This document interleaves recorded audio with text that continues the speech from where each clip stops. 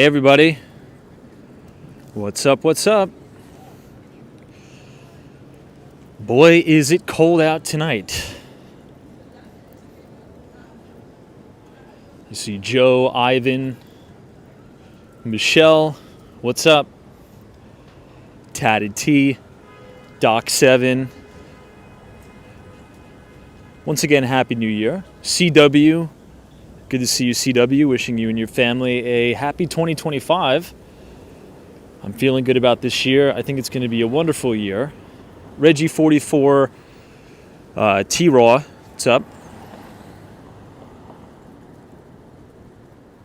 We're now standing right outside Trump Tower.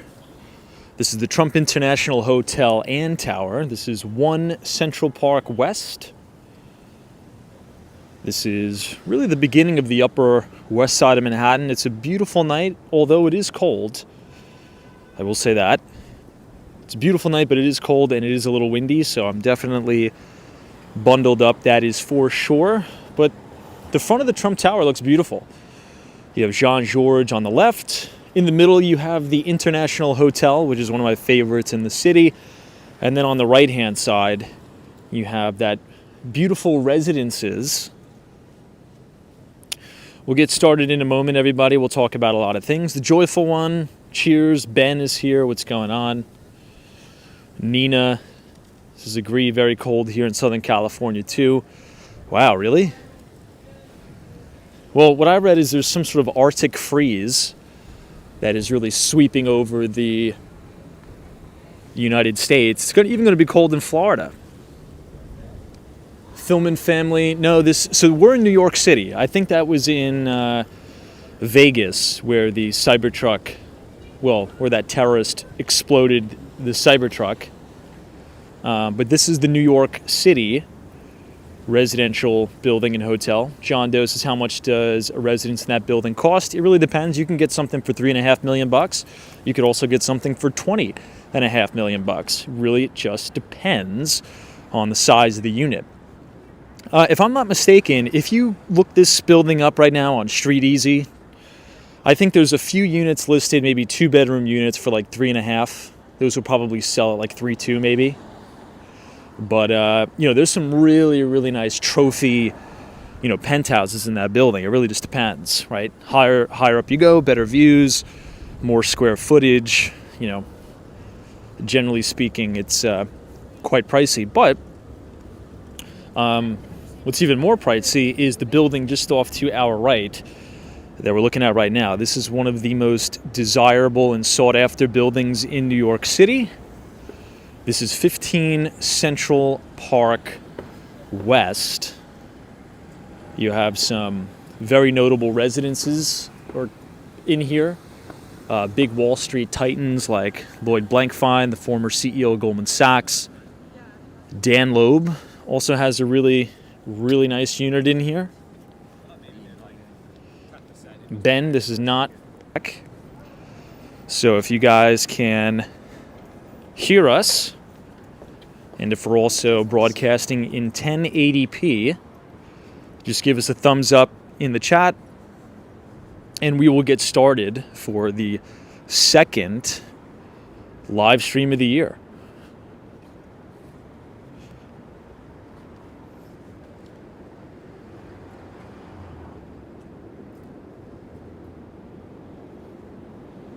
Hey, what's up, Steve? Now, a little bit earlier, as we're looks like the audio and visual is good. Now, I just filmed a video earlier today because I've been getting a lot of questions about, the history of Billionaires Row, who are the different developers, who are the different types of architects, just kind of a little bit of a history on New York City's Billionaires Row. So I did film a standalone video if you want to check that out. I think you guys will enjoy it. You can kind of hear the wind picking up. I mean, really, really wild for the wind, but we'll get started. So good evening, everybody, and welcome back to a frozen edition of Walks on Wall Street. We're on the Upper West Side of Manhattan, overlooking 432 Park Avenue, which is this building right here. And then you also have the Steinway Tower, which is the building that is the skinniest residential building in the entire world. I'm standing right outside the roundabout here at 15 Central Park West, which is one of my favorite buildings in all New York City as well. The limestone building, the limestone Jesus. And we'll go ahead and get started. A little bit of volatility in the markets as expected, my friends. I see Mikey G is here. That is your building after all. Tony says, can you explain the difference between a co-op and a condo in New York? Yes. The most simplistic, let me just zip up my jacket. The most simplistic explanation is that when you buy a condo, right, that is full ownership. But when you buy in a co-op, you're buying shares in a corporation, if that makes sense. Generally speaking, cooperatives tend to have stricter rules. There's some co-ops where it's almost impossible to get accepted from the board. You need to be extremely, extremely wealthy, extremely well-connected. But that is the main definition. So if you purchase in a co-op, you're purchasing shares in a corporation. And the board packages are a little bit of a pain in the butt. So I would suggest hiring somebody who's very well versed in, board packages and things like that, particularly if you're going to purchase in a co-op. Looks like this car is a little bit stuck in here. Jack says, what country club do you belong with? I do not belong with a country club. Alan says, I once lived in a co-op, would never do it again. E-Bike Mike is here. What's up, Mike? Thanks for joining us. We're just exploring the Upper West Side a little bit tonight. I want to go up to Lincoln Center. We haven't been there in a while. As always, right here, 15 Central Park West. If you look down into Columbus Circle, it's 35 degrees out. And I think with the wind chill, it probably feels like it's in the low to mid 20s. I am freezing. Sunshine after rain, good to see you. Top Cat says, Tom, what do you think will supersede Palantir stock success next year? What do you mean by that? Or do you mean like what stock is going to outperform Palantir? Is that kind of your question? I don't know. To be determined, I guess. I think overall, right, the big picture is just thinking about what are going to be the big themes, right, called thematic investing. What are the big themes for 2025? Nobody knows for sure. I have a few ideas. I think this is going to be, well, let's put it this way. We all know the themes, cybersecurity, AI, cloud computing, semiconductors. But I think the first half of this year is going to be a little rocky.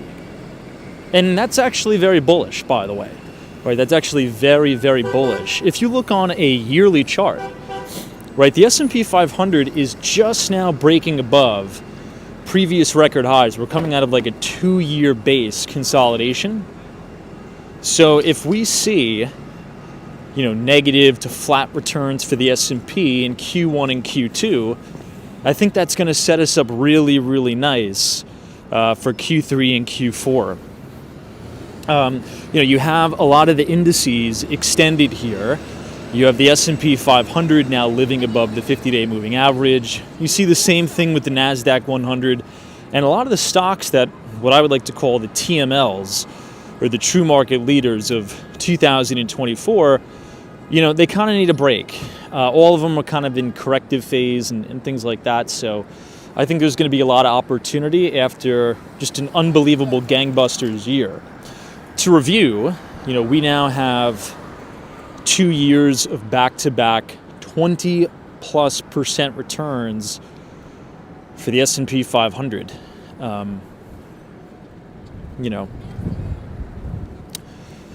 Big stuff. Jason's MicroStrategy is going to cook. Perhaps, we'll see. New England Cryptos is for 2025. Bitcoin, AI, fiber internet, Tesla, quantum computing, all that stuff. Yeah, I would definitely agree with most of those. I would say that there's probably going to be like a mini bubble in the quantum computing stocks. I don't see a ton of value there yet, just in my opinion. Maybe I could be wrong. What usually has happened, and I've been trading the markets for a decade now. A lot of investors will kind of chase the shiny object, and they'll miss the meat of the move while chasing these very, very small, like micro cap stocks. And then they'll miss the companies that are churning out monster earnings already. It's very similar to kind of what happened in terms of like a niche specific thing. I'm not sure if anybody remembers like the marijuana stock mini pump and dump bubble. Quantum computing is really unproven, and there's not a lot of earnings power there. I would say you can get exposure to quantum computing from buying well-established companies like Alphabet, right? But the smaller kind of micro-cap, mid-cap companies that deal in that space, they just don't have the earnings power yet. But I mean, no, I think you're right. Now, to your point about Bitcoin, and crypto, that is a huge theme for 2025. I actually wrote a thesis about this in our newsletter. And, you are going to have a very, very accommodative administration, right? And I think that, this most recent run, Bitcoin over 100,000, that's kind of the market pricing in that new administration. Also, a new SEC, right? Gary Gensler is no longer going to be the chairman of the SEC. You're probably going to get somebody who is, we already have somebody that's going to be very, very crypto and Bitcoin friendly. So, markets look out 6 months, right? Markets are forward-looking by about 6 months. So in 2024, this massive move we've had, Bitcoin 109,000, that was the market telling you that we are going to get a very, very pro-Bitcoin and crypto administration. So I think those are all really interesting thematics. Another thing, I think you'll see a lot of the enterprise software SaaS stocks that have a lot of compressed multiples, those may recycle, but we'll see. It's been very, we've gone through a period of extremely low vol. Maybe we'll have, a correction, but a lot of people kind of can misinterpret corrections, right? Every time the S&P pulls back 10%, everybody just thinks it's the next crash. Just because the market is going down, or I should put it like this, as we're here in Lincoln Center, every time the S&P goes down or corrects 10%, it doesn't always need to be the next 2008 financial crisis, right? Not every correction needs to be the big one where everybody loses their shirt. Corrections along the way in a bull market are very, very bullish. Anyway, I wanted to bring you guys to Lincoln Center tonight because sooner rather than later, they're going to turn off this fountain, and it's really beautiful here. Kyle Lacey says, I haven't seen a newsletter in over a month. Has one been sent? I'm going to send it out next week. It's just been a little bit hectic in my life, but it will be out.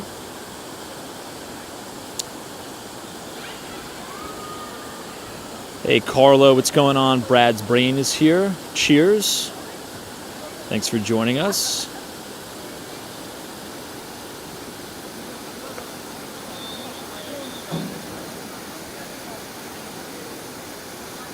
Israel, cheers.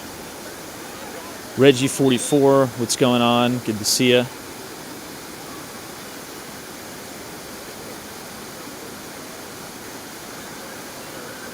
Hey, Trade Brigade, what's going on?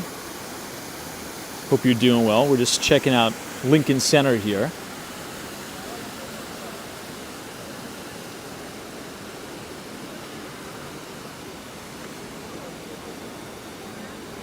Holy crap, Henry says it's going to snow in Naples, Florida tonight. No way. Really? That's insane. Sal, what's going on? Long time no see. Pleasure to have you here.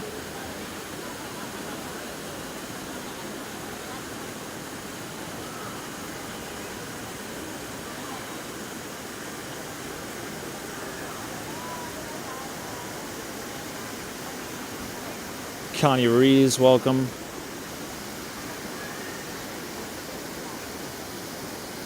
DM.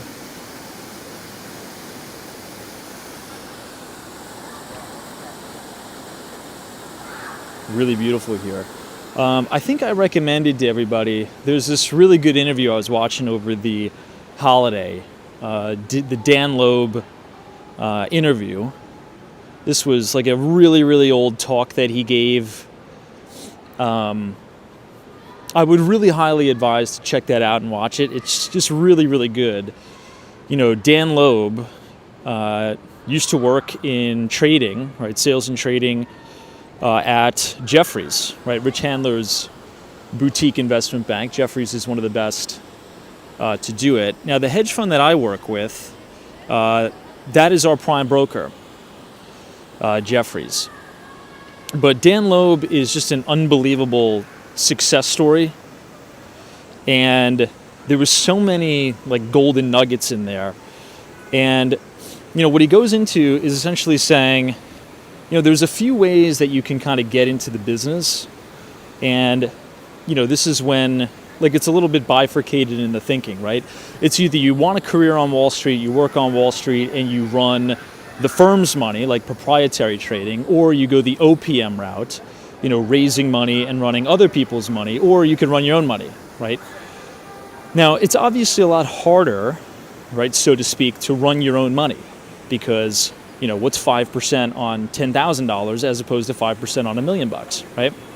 So, you know, he essentially says, you know, if you're thinking about starting out and you don't want a traditional career on Wall Street, like working either in investment banking or sales and trading or something like that, and if you don't want to work at a hedge fund or start your own, you know, then focus on the highest paying career you can possibly focus on, right? So instead of investing all of your time and energy to try to grow, you know, $10,000 into a lot of money, you know, focus all of your time and energy on building a skill in the marketplace where you can trade that skill for lots and lots of money, right? So maybe for you, you want to be, you know, in enterprise software sales. Maybe you want to be a doctor. Maybe you want to be a lawyer, right? Focus on a career that has extremely, extremely high earnings potential to where you can run your own money in large sums and make concentrated bets in things that you know a lot about. Like, what is your expertise? And I think that is such really, really good advice.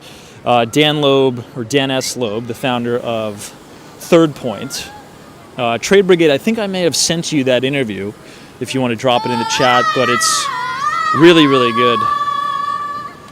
Sour Kurt Cat, thank you so much for your $2 donation. Appreciate it very much, and Happy New Year to you.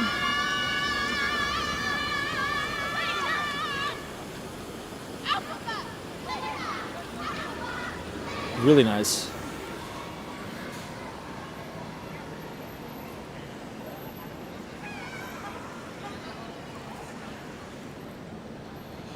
Looks like there's a big, maybe like ballet or something getting out of here. You can see all the taxi cabs lined up.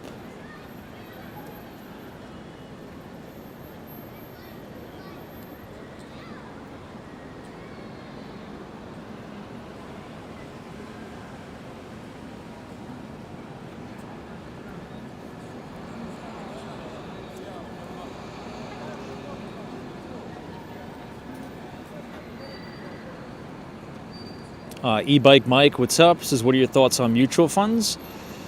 Now, really the only thing about, you know, mutual funds that I would say is really just the fees. There was a study that was done by Vanguard, right? Compound interest is a wonder of the world, but compounding interest can also be compounding fees as well. So in 2024, you really shouldn't be paying anything over like 150 basis points to be quite honest. So if you have, all of these, fancy mutual funds that run all these fancy strategies and they're charging you, 5% fees or 3% fees, I really don't think it's worth it. If you're going to be a passive investor, that's fine too, right? I just talk about active investing because I like active investing, but passive investing is 100% fine. If you're going to be a passive investor, what's been statistically proven, right, is go for the lowest expense ratio possible, the lowest amount of fees. Now, you can get, S&P 500 index funds with no expense ratio now. I think Fidelity has an S&P 500 index fund where there's no fees, right? So that's kind of the catch sometimes with a lot of ETFs, right? The ETF business, I'm not going to say is a grift, right? Because I actually have a lot of friends who work at some of these, who work at like iShares and things like that. But I will say this, ETFs really should be used as trading vehicles and hedging vehicles for active managers in most cases, right? Because oftentimes you could have like a green energy ETF, right, that if you look at the breakdown, right, and you can look at this in the prospectus of a lot of these ETFs, they'll have extremely high expense ratios with very, very similar beta to the S&P 500, right? So very similar movements to the S&P, but with 4 times, 5 times the fees, right? So I think if you, let's say if you want to get exposure to cloud computing, a lot of people will say, okay, well, I'm just going to buy this cloud computing ETF. Chances are you're probably just better off by buying the S&P. I mean, if you look at the weighting of the S&P 500, the vast majority of the cloud computing giants make up the majority of the index, right? Like Amazon, AWS, Microsoft Azure, Alphabet, Google's Google Cloud. So, I mean, that's really the only thing I'd say about the ETF business and mutual funds. It's just, make sure you're not paying a lot in fees. Fees crush performance, right? I mean, go back to the 1970s and 1980s when a lot of people were buying mutual funds, right? You had something called a load fee where they would bang you 5% on the front end load with a 200 basis point per year annual fee. And then when you wanted to sell out of it, they would hit you with another 5%, which is called like a back end load fee, right? So long as your expenses are very low, I think it's fine. You could thank John Bogle, or Jack Bogle for this, who is the CEO, well, he passed away, but he was the CEO and founder of Vanguard. He, with passive investing index funds, he really drove commissions and fees on Wall Street to literally zero, right? Which I think is really good for retail investors. That's amazing, right? It cost, the barrier to entry to get a piece of the American pie, so to speak, is free, which is just an unbelievable blessing. And I think a lot of people don't understand how lucky we have it in the United States, right? We can literally buy America's greatest companies for nothing. We don't have to pay anybody. We don't, literally, I mean, if you have a brokerage that doesn't charge commissions, which pretty much nobody does now, you get it for free. Now, yes, it's possible. Now, yeah, it's true that, is Citadel and a lot of these other quants like Jane Street, scraping a couple pennies from you on the bid? Of course, but who cares, right? I mean, if you buy, if you're going to buy the S&P 500, right, or the SPY or the VOO, and you don't get the exact fill because the quants are scraping a couple pennies from you, so what? Who gives a shit? It's payment for order flow is the best thing that's happened to retail traders. And what's funny, as we pass 15 Central Park West again, when the whole meme stock nonsense were going down during what's it called, like after the pandemic, everybody was blaming payment for order flow and Citadel Securities and Jane Street and Two Sigma That's the reason why they're losing money in the stock market. No. The reason why you're losing money in the stock market is not because of payment for order flow. It's because you're buying, dog shit companies. The only reason why you can go to Robinhood, right, or Charles Schwab and buy a stock with no commission is payment for order flow, right? That's the market making business. But if you're holding an index for your entire life, you don't care if, you don't get the exact most perfect fill, right? You're not a quant. So I think there's a little bit of misinformation spread around that from the GameStop crowd, so to speak. Anyway, I don't know where I was going with that.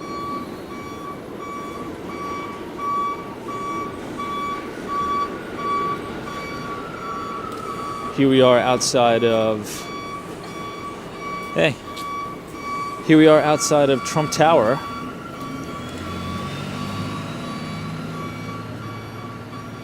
Peters' Vanguard did a lot of low-fee mutual funds back in the late 70s. John Bogle Jr., Jack's son, was a classmate of mine at Vanderbilt. Wow, that's insane. I was also, when money market funds became the hot item. Wow, Peter, that's amazing. So you went to school with John Bogle's son, is that what you're saying? And I think that it's you who went to high school with Kai-Fu Lee. That's unbelievable. It's pretty cool. For those of you who don't know, we oftentimes have conversations about Dr. Kai-Fu Lee. And he is, now a venture investor, but prior to that, he was the president of Google China during the 2000s, right? The tech and telecom boom and bust. And his job was to try to grow the Google search business in China, which was very, very difficult. And now he owns this, I think he owns a VC firm called Sinovation Ventures, I believe. He's written a few books that are really good. If you're into artificial intelligence and all that, the book is actually pretty eerie in hindsight. I remember reading it when it first came out. He essentially predicted every single thing that's happened so far. So if you want to read AI Superpowers by Dr. Kai-Fu Lee, it's an unbelievable book. Really, really good book. He's a super smart guy. I think he's Taiwanese. Anyway.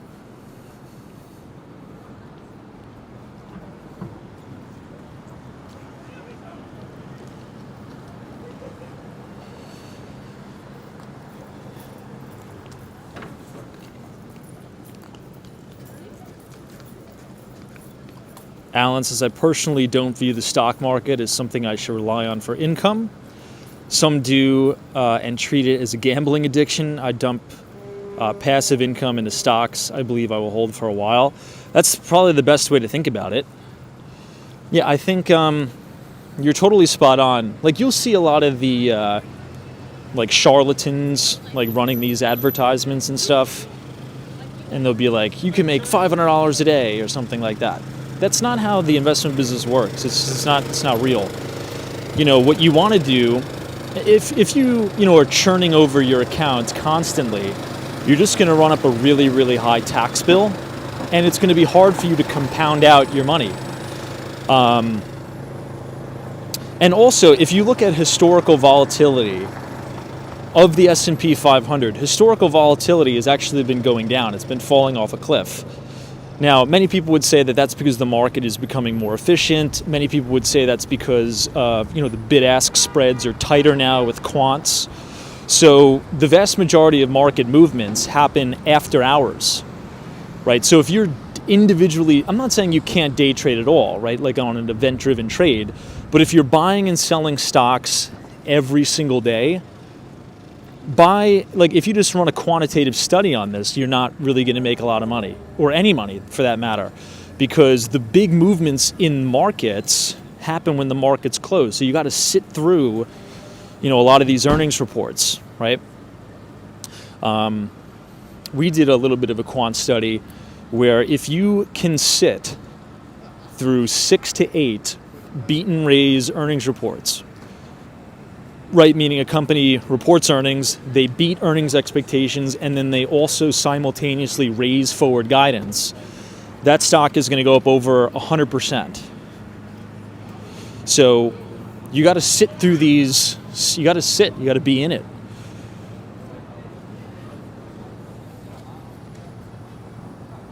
This is Columbus Circle. We're outside of the Deutsche Bank Tower here. Hey, what's up, Joe E? Good to see you. Hopefully you're doing well. Arlo says, hey, Tom, the lightning bolt was awesome. Yeah, that was crazy, right? We saw 2 lightning strikes hit the top of the Empire State Building. That was insane. Hey, Mark Summers is here. Good to see you, Mark. Happy New Year. This is Great Tour Billionaires Row. I'm glad you liked it. Yeah, I just wanted to do a quick walkabout at night. Show some of the buildings and stuff. But hopefully you're having a good New Year. Hopefully it's off to a good start.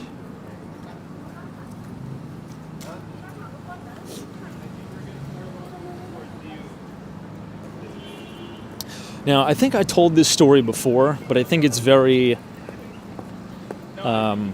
relevant to this conversation, to kind of what Alan was saying. So I went 2 times ago when I was in Miami. I had a coffee with one of my good friends who used to run institutional money for BlackRock. And he used to run very, very old money, family offices. I mean, you could think about dating back to the Carnegies and things like that. And he was telling me this story. He's like, we were looking at, portfolio management, just, running the book. And the majority, right, of these ultra high net worth individuals, in his case, you're talking about 500 million plus in the family estate. What really resonated to me is he said many of their investments was a zero mark. Meaning the stocks, in ExxonMobil were bought so long ago that they have a zero mark. They have a zero cost basis on those stocks, which is just insane, right? So if you think about that type of wealth, that's how you get that rich, is over generations, 3 or 4 generations, right, to get to that level. They weren't day trading penny stocks, right? They were taking sizable positions in companies and passing them down through generations. It's just crazy to think about, in some of these really, really wealthy individuals, they have a zero cost basis on ExxonMobil and Chevron. It's insane. It's really, really wild stuff to hear.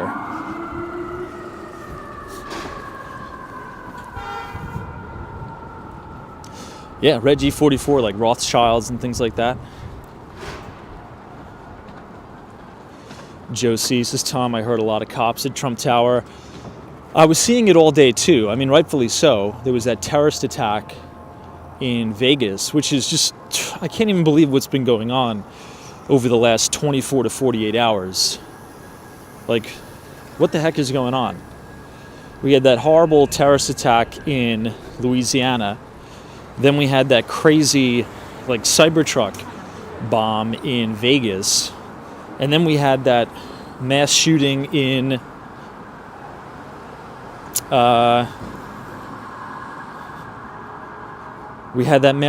Queens the other night. Jeff says New Orleans, not Vegas. Well, I think the guy drove the truck through the crowd of people in New Orleans, and I think the Trump Tower in Vegas was where the truck bomb hit. Anyway, let's quickly take a detour here, and I want to show you guys 220 Central Park South. This is such an amazing building. Now, the developer is Vornado. Oftentimes, when you talk about Vornado, you don't really think about ultra luxury residential units. You kind of think of commercial stuff. But Vornado constructed this beauty right here.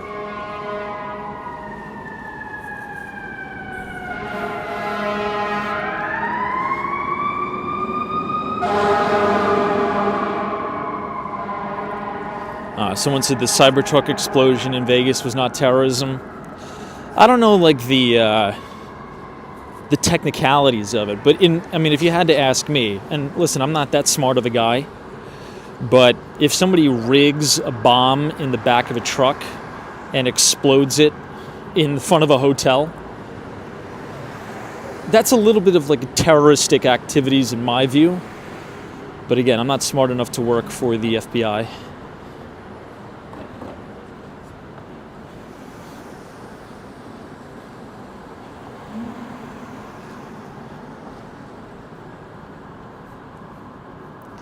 Now the facade here, you'll notice it's quite different, right? 220 Central Park South to the traditional buildings that we talk about here on the live stream, like 157 Central Park Tower. Central Park Tower is actually right behind us. Hopefully everything's all right. I hear a lot of sirens. But you can see this really contrast with the floor-to-ceiling glass windows, glass facades of Central Park Tower right here.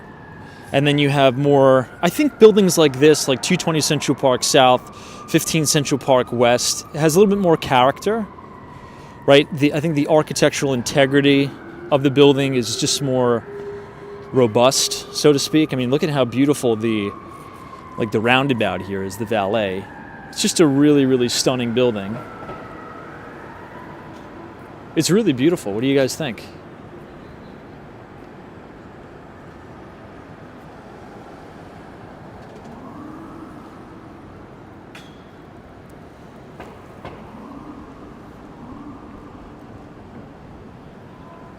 Professor Darius is very nice. Yeah, it's really, really beautiful here. Ibrahim is on. What's up?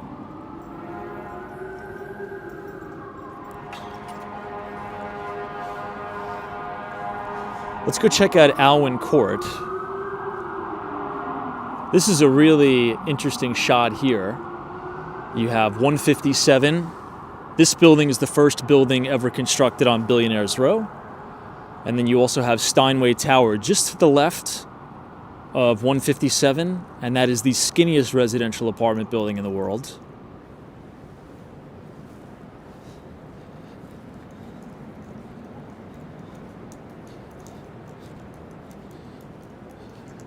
But one of my favorite buildings is coming up. It's called Alwyn Court.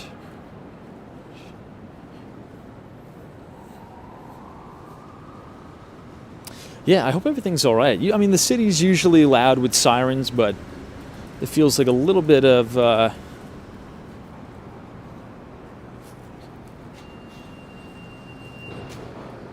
little bit too much sirens, perhaps.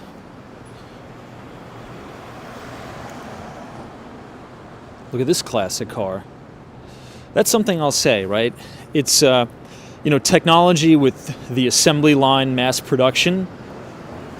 I feel as if we've, for affordability, right? Obviously, vehicle prices have come down, but we've given up just like the uniqueness of vehicles. This is what cars used to look like, and now everything on the road looks the exact same, right? Not to pick on this poor guy in the Prius, but every single car looks like that. You never see something that looks as beautiful as this anymore. It's like really crazy. It's like you turn your head when you see this. It's like such an amazing piece of engineering. But I guess there has to be compromise, right? Hey, what's up, Tammy? Thanks for joining us. Hope you're doing well. Now, right in front of us is the New York Athletic Club.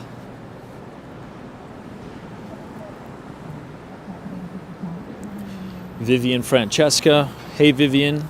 Good to see you.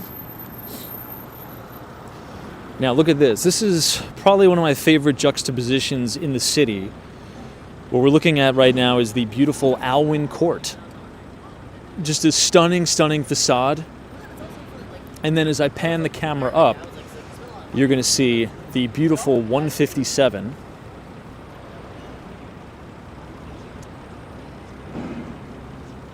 I mean, how much of a juxtaposition is that? That is really the old New York and the new New York.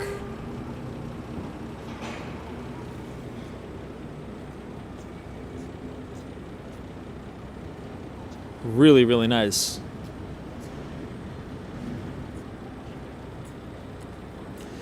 Brian says we've given up on craftsmanship in favor of assembly lines and sameness, minimize costs, maximize profits. Yeah, and the question is that a good thing? I think the overwhelming answer is yes, right? The overwhelming answer is yes, I believe. NMAX says you cannot tell one brand from another on vehicles now. They look almost identical.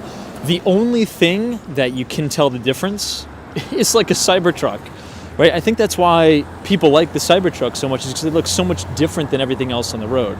Like if you look at all these cars driving past, right? Virtually all of them look the same.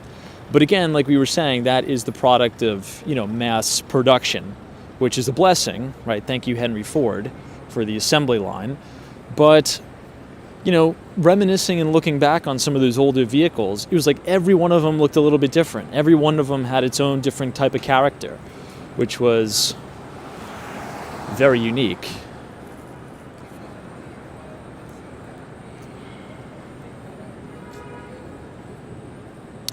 Yeah, Richards, his cars are all cookie cutter.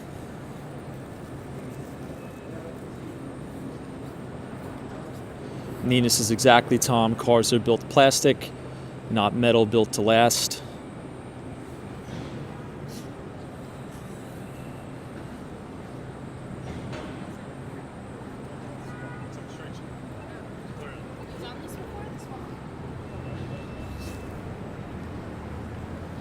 Just look at the detail on Alwyn Court. This is the type of architecture I really, really like.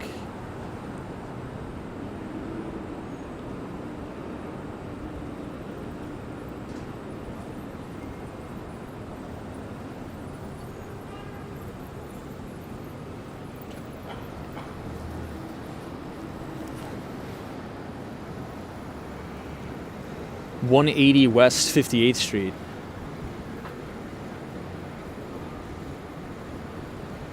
It's really pretty.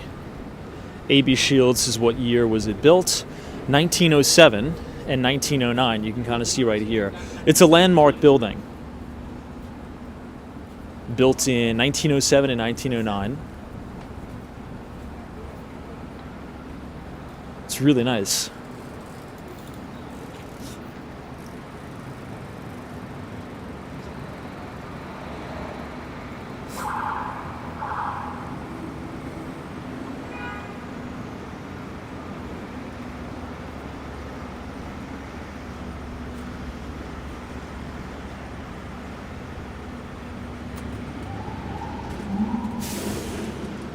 This is the NQR subway station on 57th Street. And right in front of us is the one and only Carnegie Hall. If we make this right and we point the camera up, you can see 432 Park. Hey, what's up, Omar? Good to see you. This is Tom. Any idea on what they are going to be doing with the Flatiron building? Yeah, they're going to turn it into condos. So you're going to be able to buy a condominium in the Flatiron, which is pretty cool, to be honest. It's just going to be interesting to see how the floor plans and the floor plates turn out, because it is quite narrow. And I think a lot of the views are going to be obstructed, perhaps, because of that new building on, I think it's 28th Street. Hey, Texas Ryan, what's going on? Happy New Year to you. 2025, we've made it. Hope you're doing well. We're in a deep freeze here in New York. It's only going to get progressively colder as the night goes on. I think it's about 34 degrees now with the wind chill. Probably feels like in the mid-20s.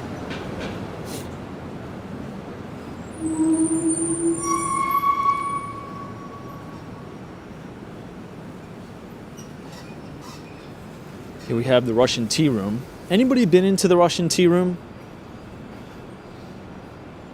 Ryan says, I've enjoyed the last couple of weeks off. Feeling refreshed and ready to take on 2025. Hope you're well. Glad you had some time off. That's definitely the way to do it. Here's 157. On the right, you have Park Hyatt. On the left, you have the condos. I love kind of like the waterfall effect. Now, in the video I shot earlier, we were talking about Thomas Jewel Hansen. He worked on this building. And he says that his claim to fame when he's, doing any type of, picking any type of materials for the interior of an apartment, he likes to go with natural materials as opposed to any type of synthetic, as he thinks that it's going to be timeless, and artificial materials, synthetic materials can become dated. And on a big project like 157, first building on Billionaires Row, you really don't want it to be dated. And it was constructed in 2014. And if you ever get the opportunity to go tour one of these apartments in here, they don't look dated at all, at all. I actually really like the interior. Even the restaurant is really nice in there.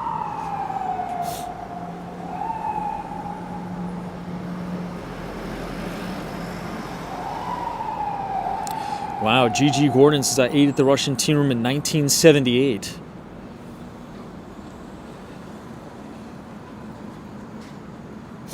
Very, very cool.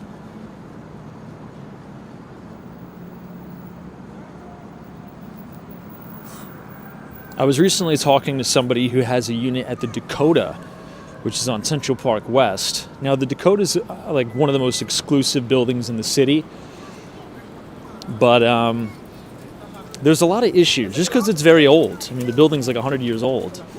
So, that's kind of the trade-offs you get. The maintenance is likely very, very high in those buildings as well.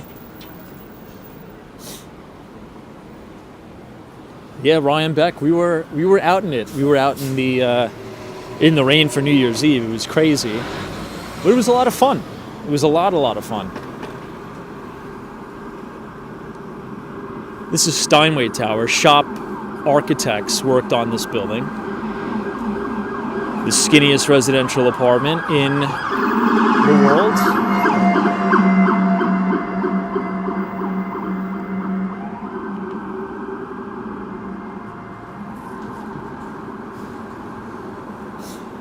This is the Thompson. They just redid this hotel lobby and bar. It looks really nice.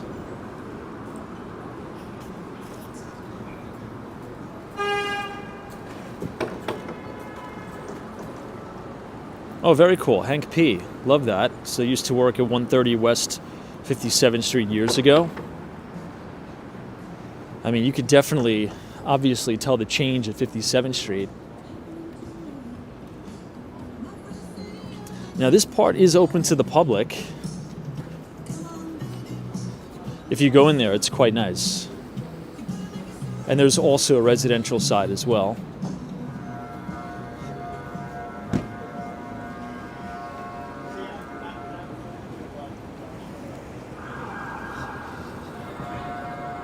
So this is going to be a big auction house here.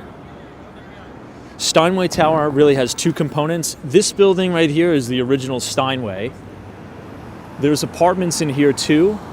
You're not going to get the beautiful views of Central Park, but it is such an unbelievably architecturally pleasing building. And then you have the super tall right here. Really nice. You could see somebody's Christmas tree in the window. What do you think you like better? If you had the opportunity to own in this building, would you own in the super tall or would you own in the original Steinway building?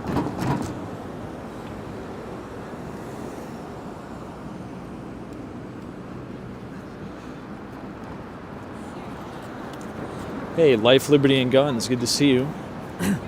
Ryan says the original K4 is super tall. Omar says the tower. Yeah. Alan says super tall as well. Yeah, the views from Central Park from there are just really unbelievable.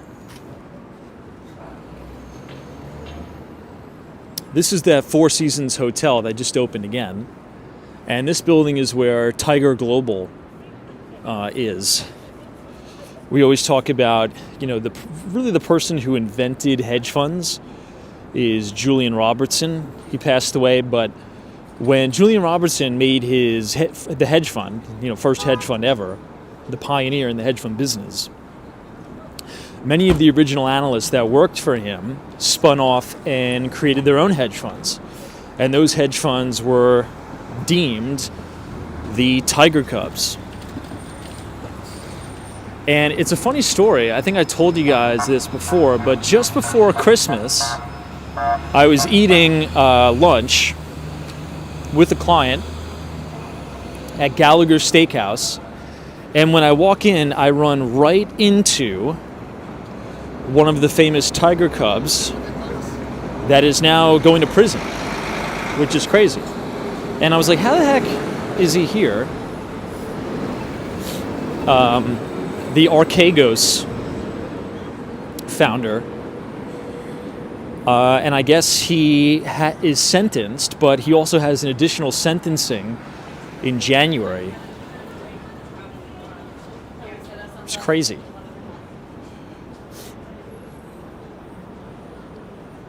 All right, we'll now make a left. We might as well hit 53 West 53rd Street.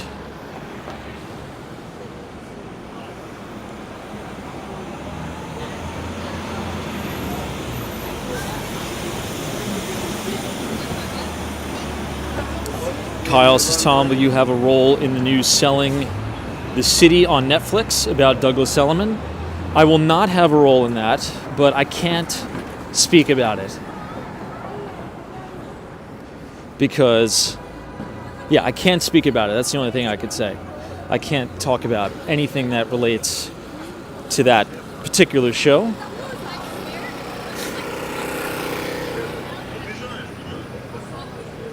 But maybe you guys will see something cool. That's the only thing I could say.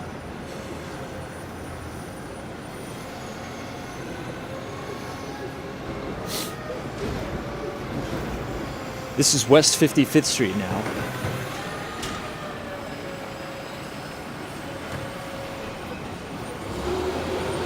Hey, Robert H., good to see you. Now, kind of back on that topic about hedge funds.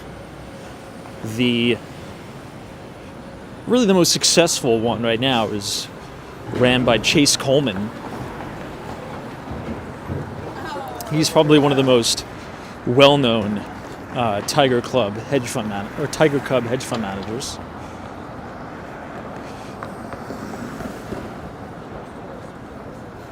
Hey Ryan, cheers! Thanks so much for joining. Wishing you a prosperous 2025 as well. Let me know if you ever get to New York.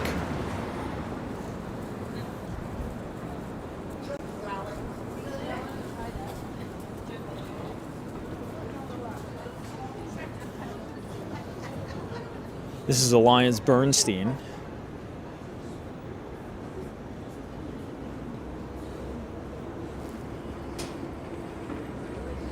Also, Fortress Investments is in there. We talked a lot about Bitcoin and crypto. Mike Novogratz, formerly Fortress Investments. He now spun off and has his own company, Galaxy Digital, that really acts as an institutional onboarding ramp for Bitcoin and other digital assets. His story is pretty crazy. He was in the military. I think he was in the Marine Corps, and he was a helicopter pilot, I believe. Then when he got out of the military, he got a job at Goldman Sachs, and he was at Goldman Sachs when they IPO'd. He was a partner, I believe, at Goldman Sachs when they IPO'd. So he definitely feeling well. Then he went to Fortress Investments. Made a ton of money there. Now owns Galaxy.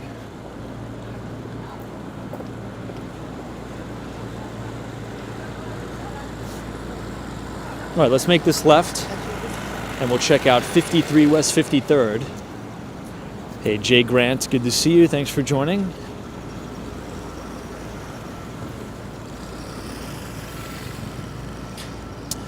Yeah, Alan said I had plans to watch that Selling the City show after work. Yeah, check it out. One of the guys there, Justin, I did a deal with this year at the building we were selling on 23rd Street.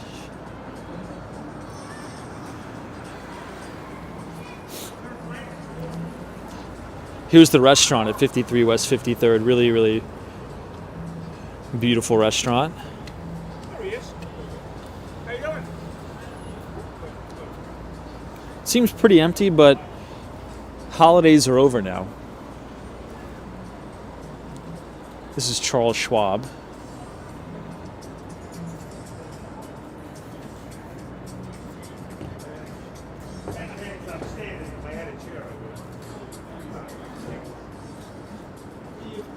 Have a good night. Where you take off?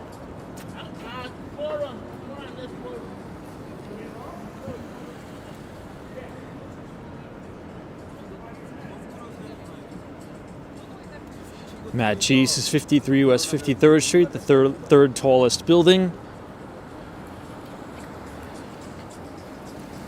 Yeah, this also has very interesting architecture here too. 53 West 53rd. Even though it's technically not on Billionaires Row, as in 57th Street, it is considered a Billionaires Row type building. And this is MoMA. This is one of my favorite museums. You have the gift shop, which is kind of nice. This is a beautiful museum, MoMA. Now, my favorite, that's probably my number one favorite.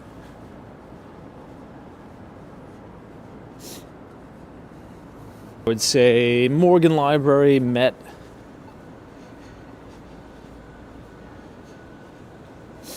Ben says we're lagging a little bit. Yeah, I think once we go over to Fifth Avenue, the internet may be a little bit poor, but we'll see.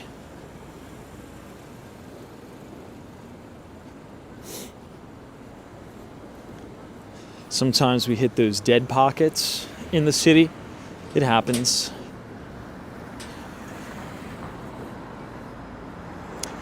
Top Cats, that's on my bucket list in June. If you want to hit a lot of the museums in the city, I would really suggest checking out the Morgan Library. Morgan Library is very, very nice. And also a lot of history.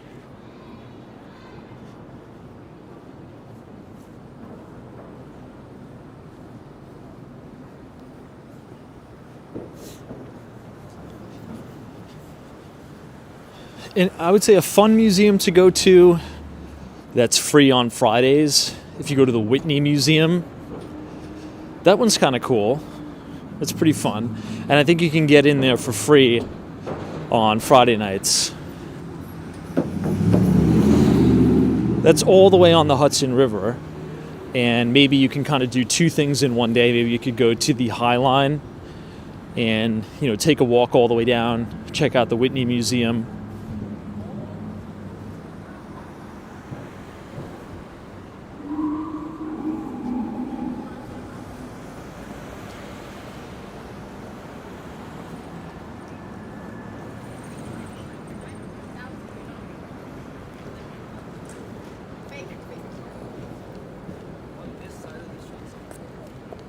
Oh, very cool. This is Ben. It took me a week to go through the Smithsonian Museum in D.C. Love that. Omar says Highline Park is great. Highline is amazing. Now, Omar, I think the Standard Hotel that is right on the Highline, I believe Thomas Jewel Hansen also worked on that project as well. There's a lot of really, really nice buildings all along the Highline. I would say the Lantern House is also quite nice. You have the Zaha Hadid building as well. That's there. There's a lot of really beautiful buildings. Professor Darío's is the American Museum of Natural History is also fine. Yeah, that's on the Upper West Side of Manhattan. I really like that museum too. Really, really nice.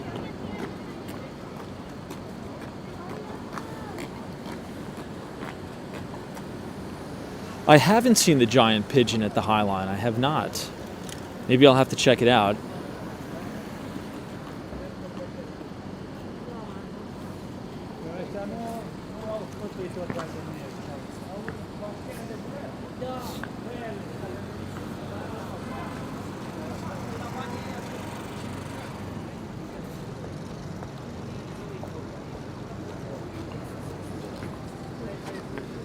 This is the University Club. This building's great. Bree Graham says I need a list of my list of attractions and places to go. Maybe I'll have to type one up and make it like an ebook so you guys could download it. I mean, there's just so many things to do in New York. It's almost like impossible to do it all even in 1 week.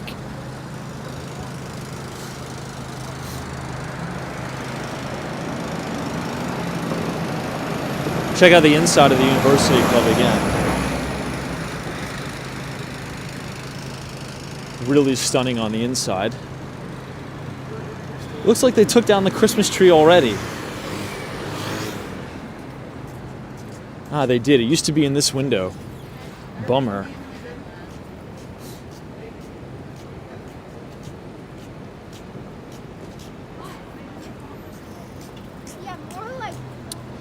But if you really like, I would say, Egyptian, like ancient Egypt history,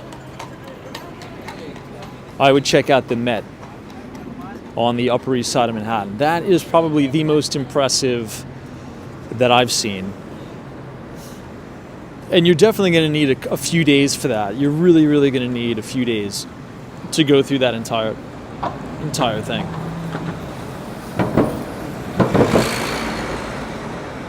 Mark Summers says we were just there for 13 days and only hit a fraction of the places on the to-do list. Yeah, I mean, New York is just so vast. And that's only in Manhattan, right? We're just talking about things to do in Manhattan. I mean, that's not even touching any of the other boroughs.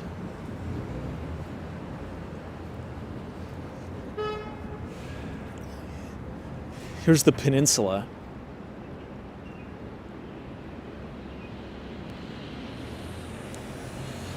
I really like the peninsula, and I also like the St. Regis too on the other side.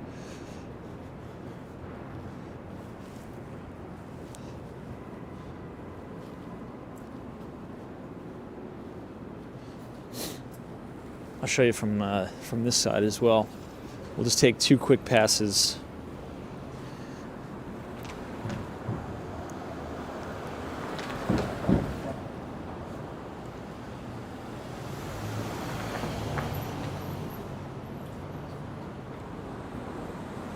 Hey, what's up, Scott? Thanks so much.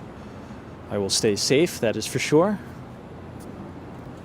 Oh wow, DM says I've worked at the Met twice during the holiday season. Very cool. I used to get into some of the museums for free, I believe, with my CUNY student ID. I think if you go to the City University of New York, you get it for free or something like that. At least that's what I remember.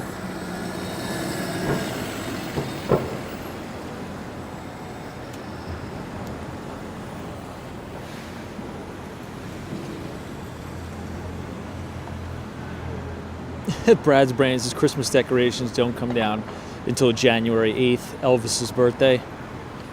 That's fair. Ooh, look at this guy's Christmas tree. That's so cool. Let's zoom in on it. A nice corner unit at the Trump Tower.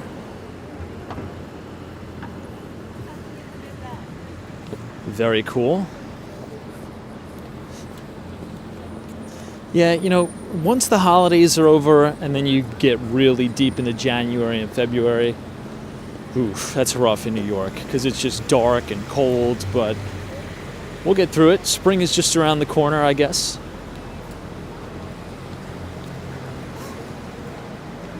Here we have the St. Regis.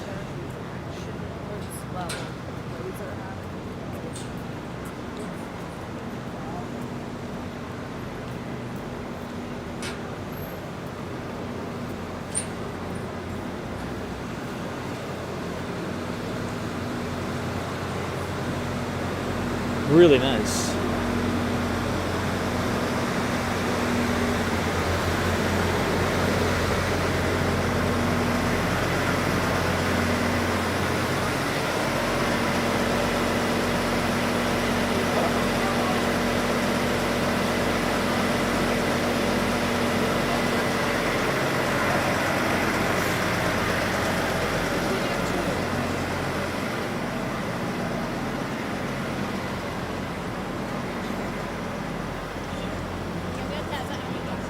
King Cole Bar.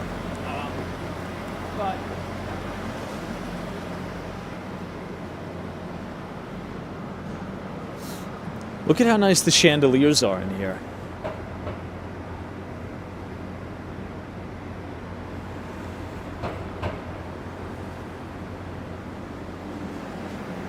Everything is really nice. We'll get back on 5th.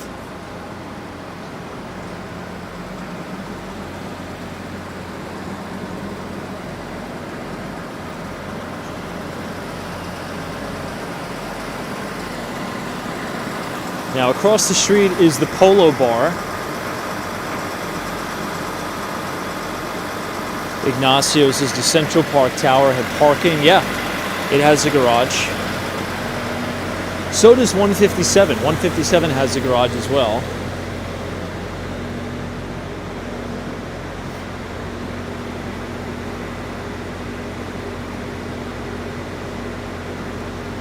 But I don't think the spaces are for purchase.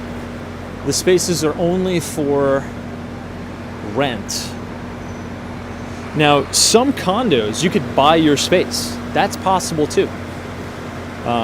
Spaces run anywhere between $135,000 to about $200,000, maybe $250,000, depending on the type of garage. Now, if the garage is more of a mechanical garage and it's a deeded condo sale, then yeah, it's probably going to be upwards of maybe that $300,000 price point. But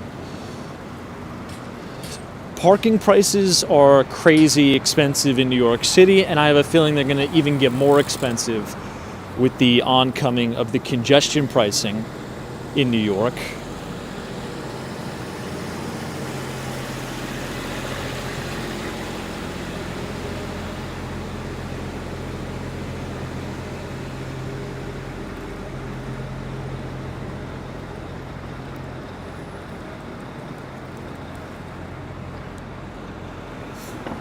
Here's the facade of the peninsula.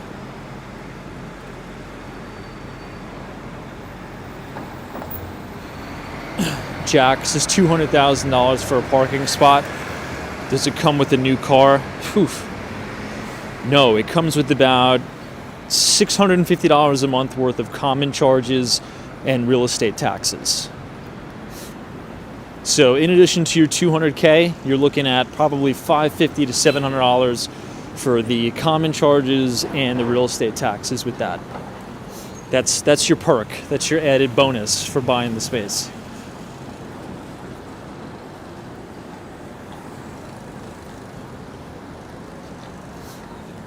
Hey, Desi, what's up? Oh, they just took everything down from Coach. That's a bummer. Coach used to look really, really nice for the holidays, and they've taken this down. No more Christmas lights. But I think it's appropriate to talk about this building. Now, what you're seeing here is the Mandarin Oriental Residences right here on 5th Avenue. We'll check it out. So if you enjoy the Mandarin Oriental as a hotel experience, you're able to buy a unit right here on 5th Avenue, the Mandarin Oriental branded. Now also, talking about Mandarin Oriental, a little bit later in the month, we're going to be in Miami, specifically on Brickell Key. That hotel is closing down. So the Mandarin Oriental Miami is closing down, And in its place, they're going to build a massive luxury residence. So you're going to have the Mandarin Oriental residences at Brickell Key. They're going to be tearing down the Mandarin Oriental Hotel on Brickell Key and then building a new Mandarin Oriental Hotel as well. This is 685 Fifth Avenue. Quite nice. You really have to stand a little bit further back to see the facade of the building, but it is very, very nice. They also do rentals in here, like shorter term rentals. I think you can rent like a fully furnished studio apartment, obviously with all the amenities, the housekeeping, for around $12,000 to $14,000 a month. So if you're visiting New York City, maybe you're here for a business trip or something like that, and you want a 3-month rental with all the luxury amenities, the food, all inclusive, you can go right here, Mandarin Oriental, and rent it for right around that, $12,000 to $14,000 price range, which actually isn't bad, by the way. That's actually a pretty good deal for that level. Like talking about 5-star amenities, it's actually a pretty good deal. Here, we'll stand on the other side of the street so you can see the facade a little bit better. You would never know it's here if you don't look up. What do you think? It's quite nice, right? I'm glad they didn't make it like a glass facade. They kept it intact, kind of with Fifth Avenue.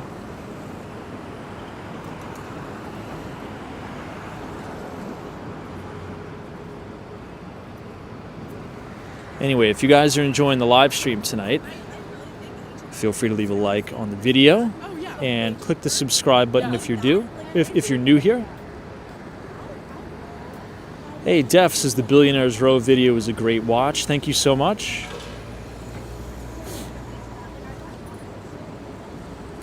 Emmett says, Tom, do you think the Row Hotel can be converted back into a hotel or remain a shelter? I don't know. But I know that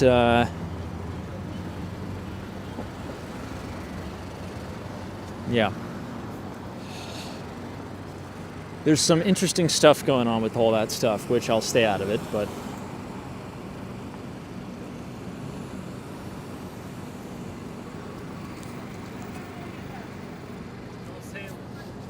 I think there's a lot of corruption. I think allegedly there's quite a massive, large-scale money laundering scheme going on with this whole sting that will probably come to fruition maybe in 3 or 4 years.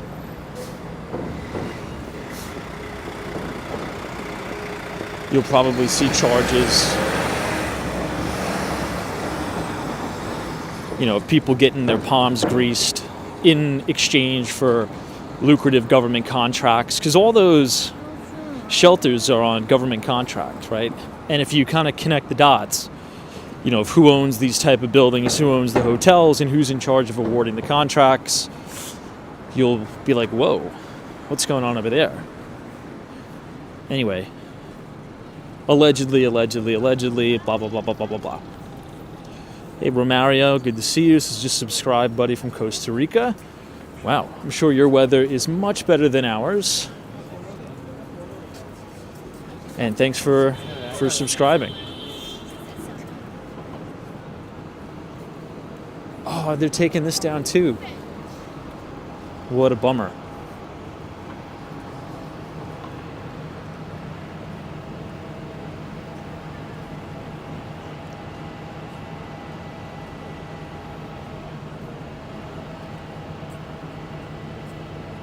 Now, even though this year we didn't have the Christmas lights on Saks Fifth Avenue, Cartier still did a pretty good job, I think.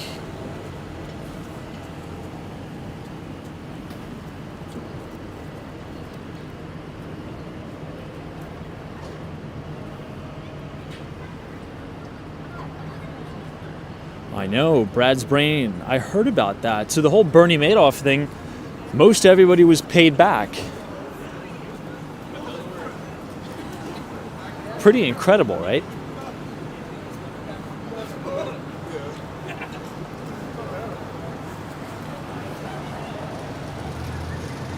That was one of the most famous financial fraud schemes in the world.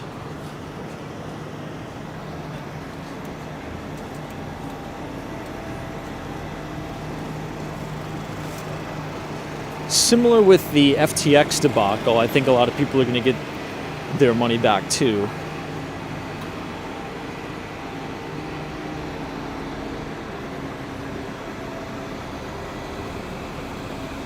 This is Kim Kardashian's new store, Skims. I didn't even know it was here until maybe like a week ago. Many of you were telling me about it, but this building is pretty unique as well because this was the original Versace flagship in Manhattan, and now it is Kim Kardashian's Skims store.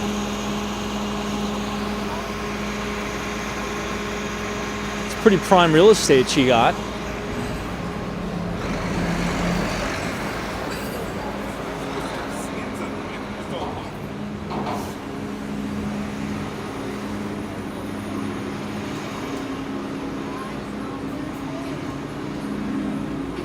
Since we're here,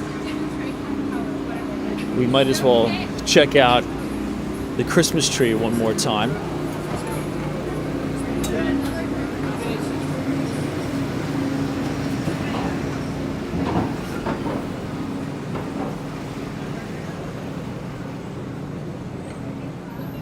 And we'll check out St. Patrick's Cathedral too. This is a beautiful, beautiful church. God bless everybody. In 2025.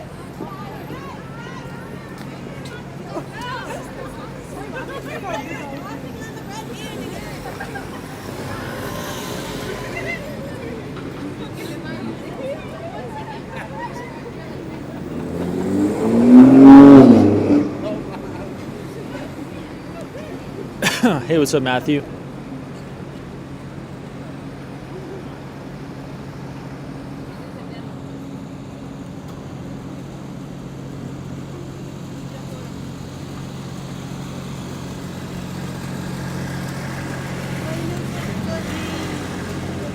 Next week, when we do these live streams, you're going to see just how dead the city is going to be in comparison to what it is now. You still have a lot of tourists here, but the city's really going to empty out. And we're going to be in for our big deep freeze.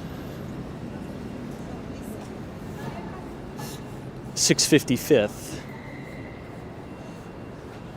Man, this is really beautiful too. The entire Rockefeller Center district does a really good job decorating for the holidays. But this is a pretty unique shot here. I think you guys will enjoy this. Look at how cool this shot is. Look.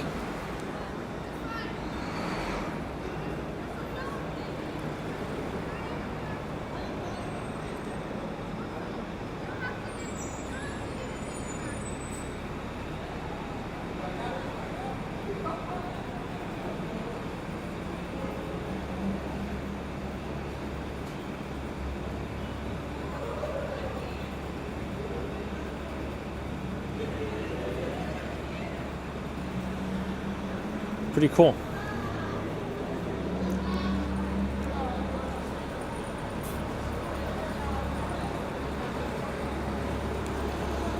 New York City is really an incredible city.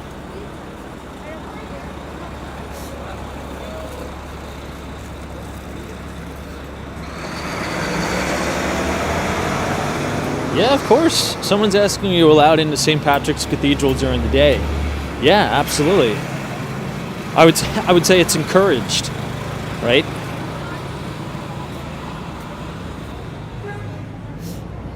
If you can go to church during the day,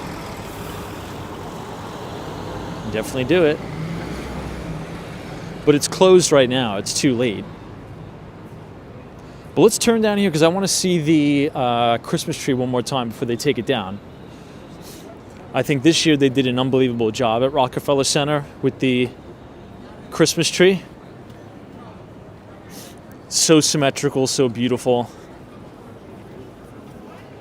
this was a good holiday season. Would you guys agree for 2024? Thanksgiving, Christmas, New Year's. It was a good year this year. It was cool.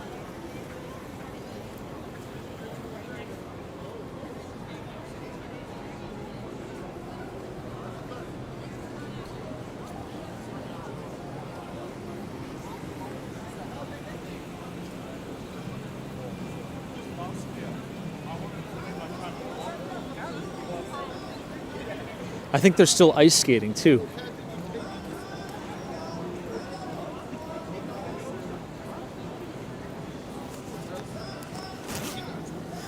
Let me try to take my hood down.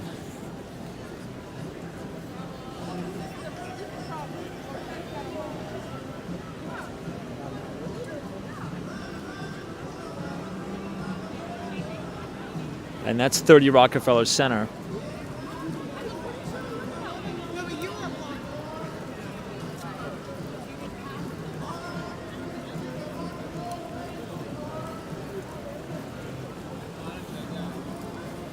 It's like I take the hood down, it's too cold. I have it up, it's too hot. It's that time of year. Man, the holidays went by fast. I remember being here when they were putting this up. When it first arrived, I was standing right here and watching the Christmas tree installation. And now they're about to take it down. Time really flies. Crazy. Hey, Colton Manning, what's up? Happy New Year, happy 2025.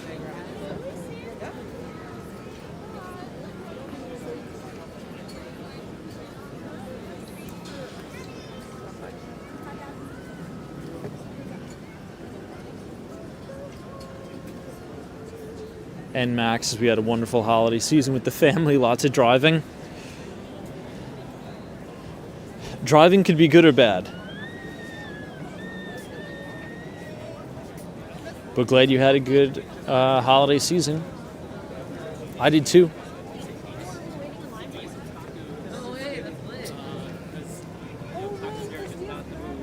Hey, Ben Sullivans is watching for the first time from Cornwall, Southwest England. Happy New Year to you. Thanks so much.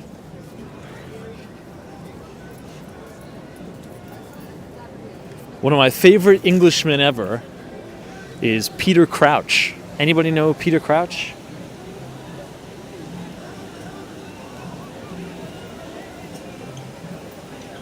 I think he played for the England national team. A footballer, as you would call, a soccer player.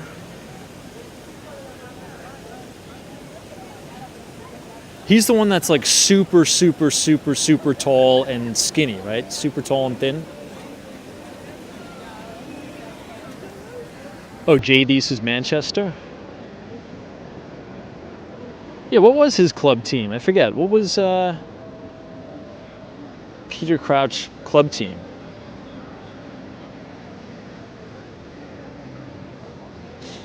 Ace, says you like Crouchy? I do like Peter Crouch. I do very much.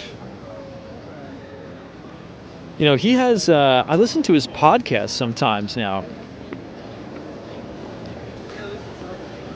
Stoney's is Swans? No. Really? Yeah, it was most well known at Liverpool. Got it.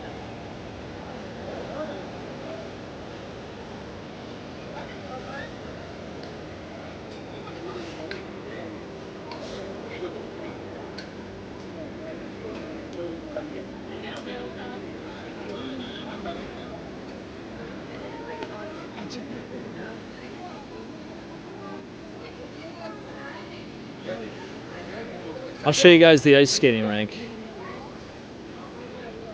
Aces, do I have a football team, Tom?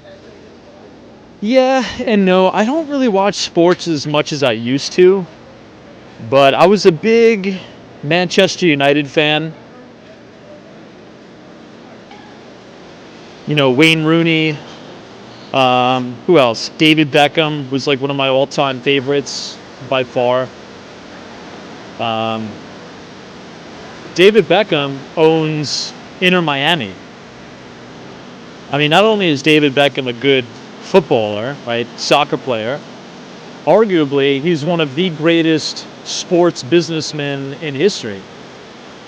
I mean, if you think about it, he came to Los Angeles with the LA Galaxy, and one of the stipulations in his contract is that if he comes to America, he gets his own club team when he retires. And he chose the greatest place to do it in Miami, and somehow got Leo Messi.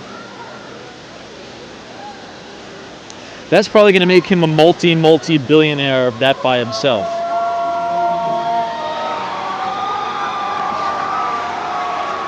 Oh wow, someone's getting proposed to.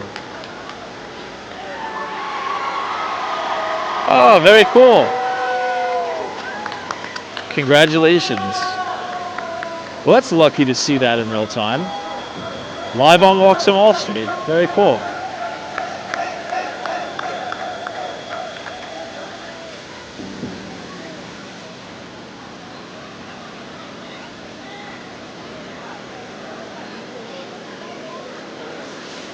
Cool.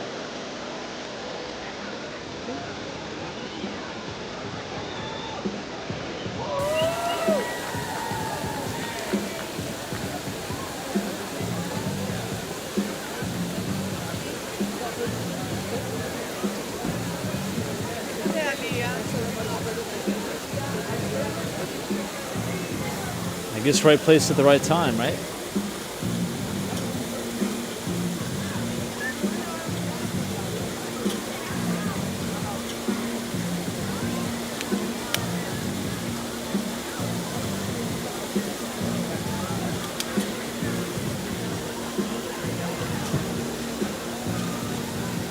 There's a ton of people ice skating tonight.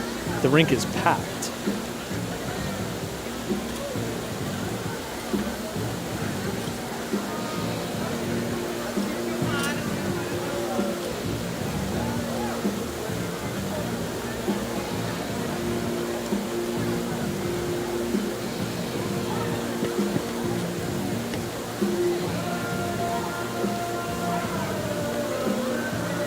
Mike H. Says you have a very calming narration voice. It works well with the ambience. Thank you so much. Appreciate it.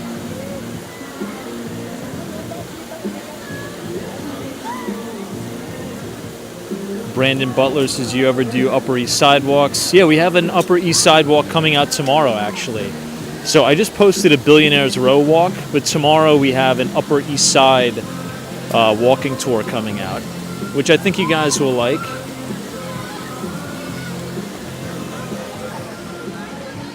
Now for the live streams, yeah, we'll venture to the Upper East Side, usually in the summer, just because it's very cold and dark up there. And also the internet's not the best.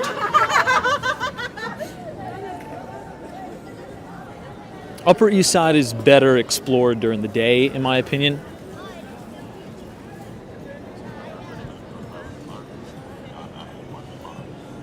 And then maybe we'll be coming down to maybe like Tribeca.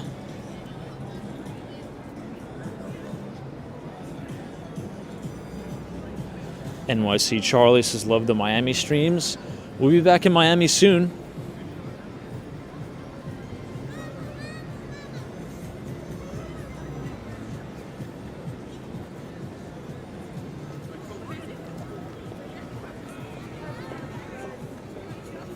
This is a really good shot here.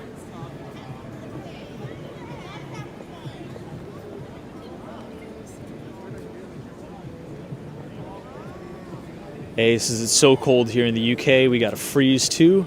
Currently -1 in Wales. Who's my favorite Welsh? Is that what they call him? Welsh from Wales? Footballer or soccer player.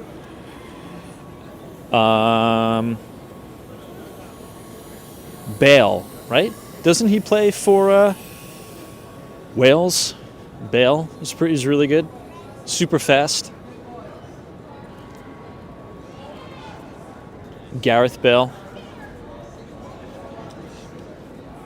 He's fun to watch.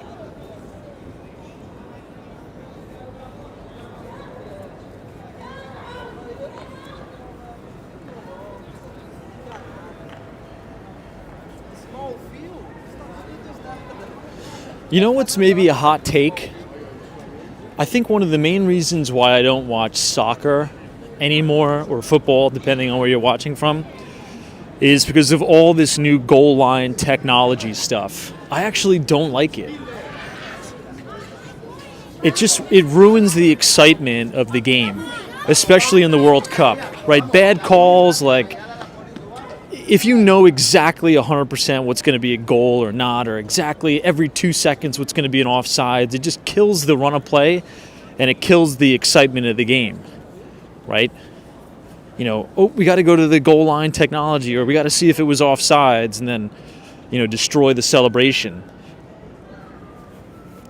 Can't do it. It's not exciting. I mean, think about watching the World Cups, of years past. So exciting. So exciting. The new technology would have changed the outcomes of many of those games. So the goal line stuff, the offsides, it just sucks. It's like you might as well not even have a referee. Just fire the referees and then have all the robots do it, right? Might as well. I think in sports you should kind of keep the tech out of it because it's really not exciting to watch it all anymore. Now, what is your take on basketball? I heard that the NBA ratings are so abysmal. Why do you think that is? Many people have been saying it's because of the three-pointers. They're just hawking 3 points all the time now. All right, let's cross to the other side of the street.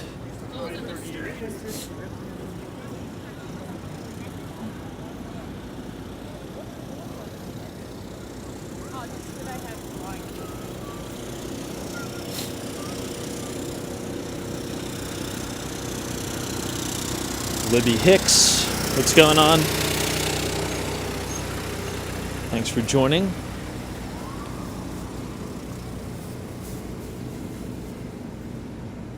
Oh, and they took down this already.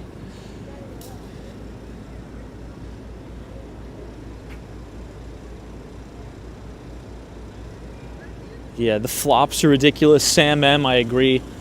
I like back in the day when you could watch highlights and players were getting banged up a little bit, right? You know what I mean? Like, honestly, seriously. Like, those were, like, really cool highlights. Bloody noses and things like that. It's like, wow. These guys are really going at each other. But now it's like, even if you sneeze next to LeBron James, he's, rolling around and howling on the ground. Like, kind of the same argument, like people say, soccer players roll around and embellish. Like, the NBA has taken soccer embellishment and, put it on steroids.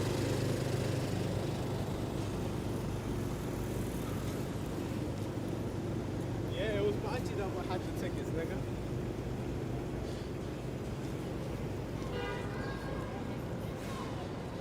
Hey, what's up, Felipe? The Adele's Famous is located about a block south.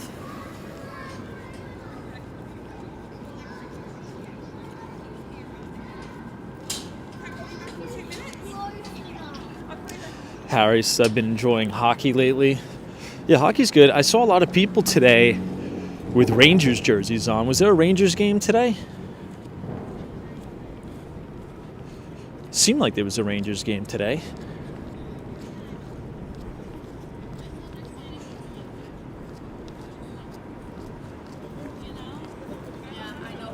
Now, baseball, I'm not a big baseball fan. I mean, I think it's very, very boring. I don't know how people could sit through a baseball game. But some of those baseball players are getting crazy, crazy contracts. I think, who's the player that plays for the New York Yankees, but has now been traded to the New York Mets? And I think he signed $1 billion contract. Now, obviously, because there's a big hedge fund manager by the name of Steve Cohen who owns the Mets, so he could pretty much spend as much money as he wants, and it won't even make a dent. You're right, Juan Soto. I mean, good for him, honestly. I mean, God bless him. $1 billion, unbelievable.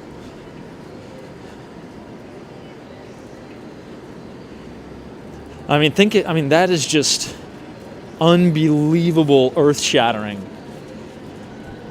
money.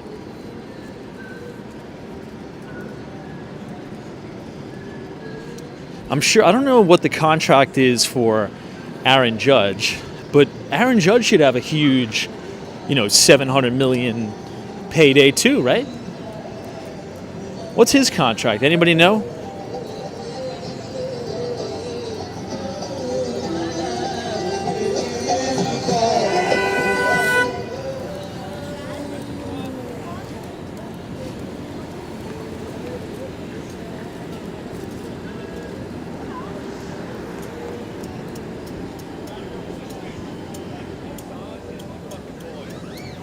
Dynamics says Aaron Judge gets $360 million.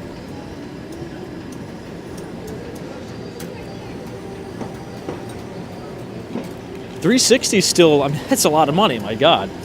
That's awesome.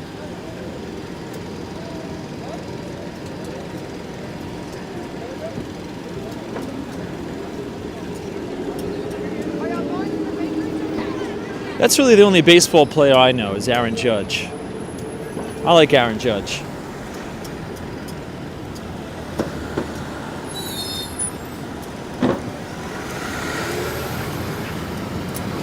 Two thumbs up for Aaron Judge. Big fan.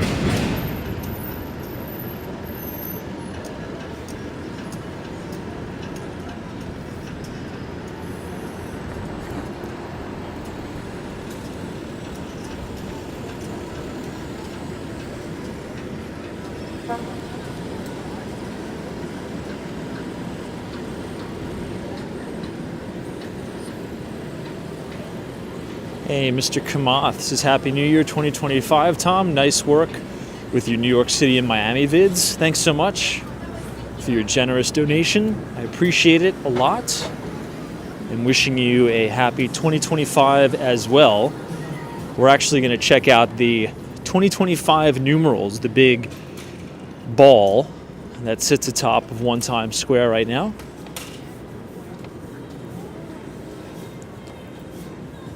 But thank you so much. New England Crypto, 10:55. Ooh, it's almost 11. It's getting a little late.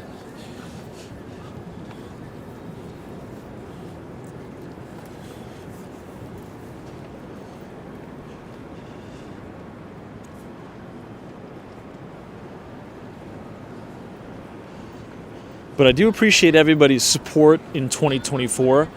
It's been a really amazing year, not only for the stream, but just in general. So thanks for the support. Hopefully you guys are enjoying it.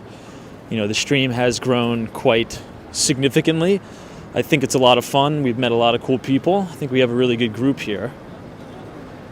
All right, here we go. This is the 2025 numerals and the ball right here.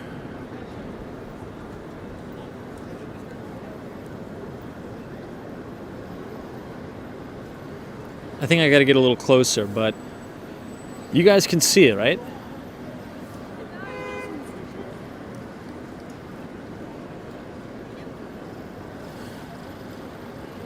We'll get a bit closer so we can see a little bit more clear. This is juniors, and it looks to be absolutely packed. New England Crypto, I appreciate your support too. New England Crypto's got a good channel as well if you're interested in mining. Man, I'm so surprised how many people were in juniors. Crazy. Now, the original juniors is in Brooklyn, New York, near Atlantic Terminal, Brooklyn.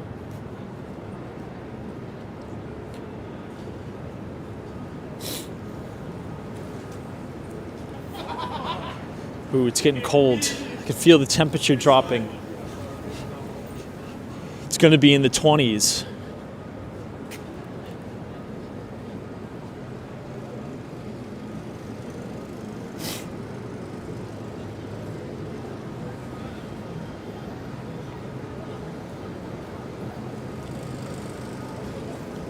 This is 48th Street.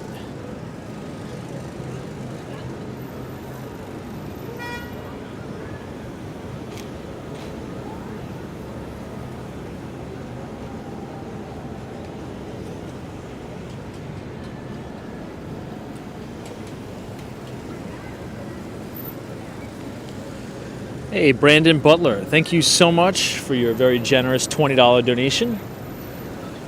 Hope you're enjoying the show and appreciate you very much. Thank you for joining.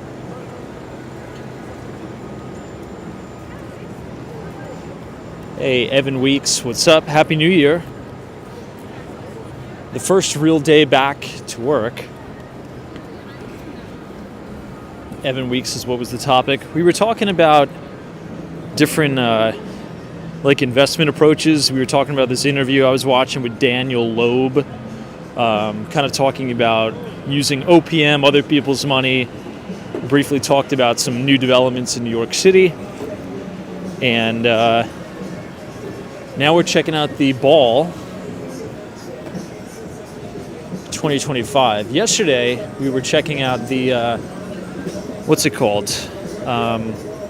We were talking about drones. We had like a 2-hour conversation about drones. Hey, NMAC, thank you very much for your $10 donation. Appreciate your support. I will use that for hot chocolate or probably a coffee when I finish streaming. It is cold, so thank you for your support. And Happy New Year to you and your family. And Gigi Gordon, thank you very much for your very generous $10 donation as well.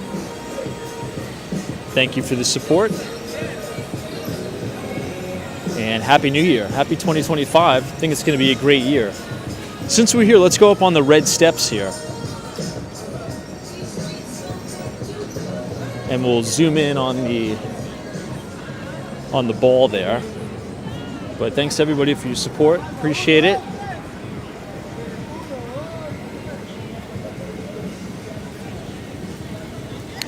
Hank P is here. Says, though I don't always agree with your politics, I do enjoy your opinion and expertise and honest opinions. Happy New Year 2025. Thank you so much, Hank P. Appreciate your support. And thank you for watching and wishing you a wonderful 2025. Hopefully that'll be a theme for 2025. You know, it seems like, you know, maybe with the fringe minority, it doesn't seem like they can get along with each other just because they have differing political opinions. But at the end of the day, it's not that big of a deal, guys. We're all different people. We could all chill and have fun and hang out. So I appreciate you, Hank P. You're the man. All right, here we go. This is a better view of the 2025. Let me see if I can get a little more clear, though. This is, I think, right here is perfect. Right here is perfect. You see the 2025. You have the beautiful ball up there on top of One Times Square. Now, apparently, according to Safat, he says they're retiring this ball. It's not going to be used. And they're going to build a new one. Or like something else is going to be in its place. And that is going to go into a museum. So I'm curious to what they're going to do next year. I mean, we'll be here to see it and cover it. But that is the last year that One Times Square is going to use that ball to drop on New Year's Eve. It is going to be going into a museum.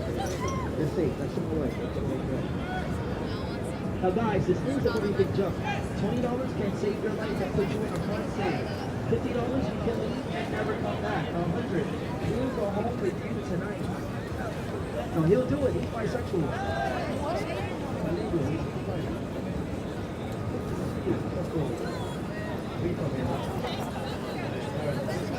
It's crazy seeing it without the stage. Stage is totally taken down too.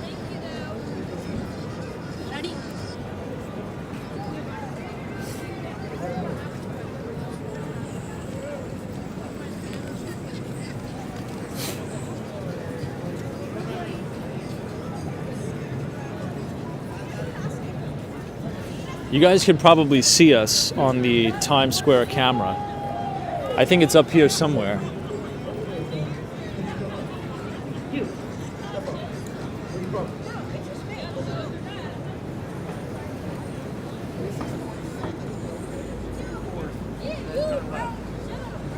I don't think we're going to do the steps tonight. It's a little bit too crowded. Let's go over by the NASDAQ. Nina, happy 2025 to you.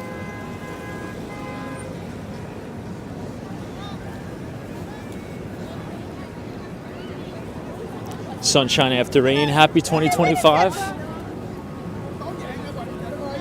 It's going to be a big year. It's going to be an awesome year.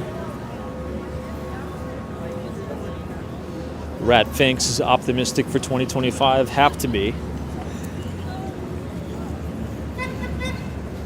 I follow Andrew Yang on X, and he posted something pretty cool about 2025. It's like one of the most mathematically pleasing years ever.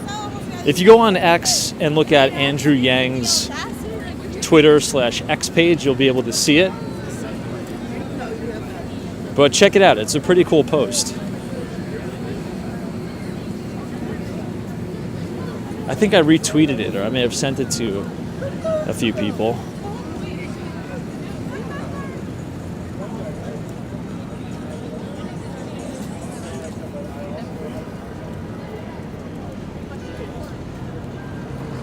Kenny I says NYC temp is 32 degrees, but with the wind it feels like 19.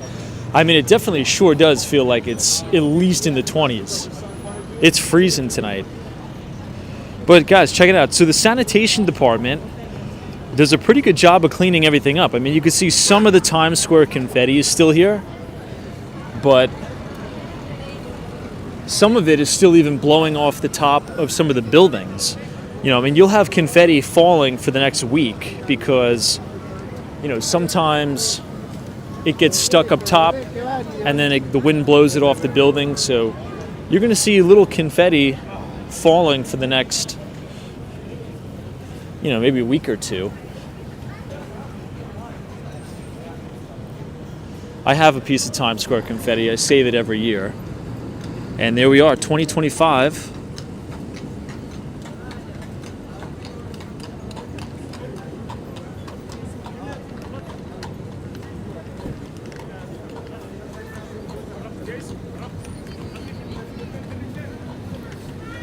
Pretty beautiful.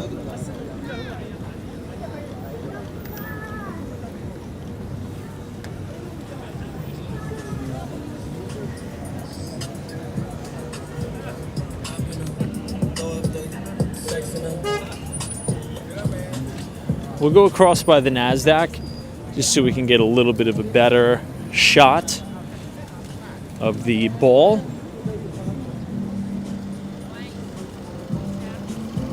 Steve, what's going on? Thanks for the support.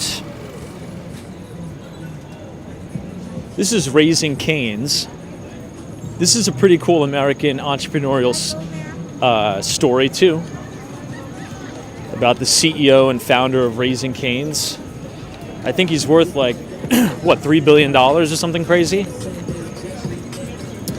And I was watching an interview with him, and he said for his like entrepreneurship class in college, he presented the business model for Raising Cane's, and his professor said it sounds like a terrible idea. And then he didn't listen to his professor, and then he turned it into a multi-billion-dollar company. You could check it out. Just type in Raising Cane's CEO podcast. He seems like a really sharp guy, really smart dude.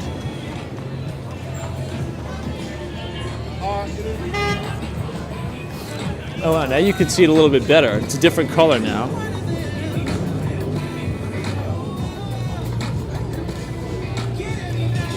It's hard to get, though.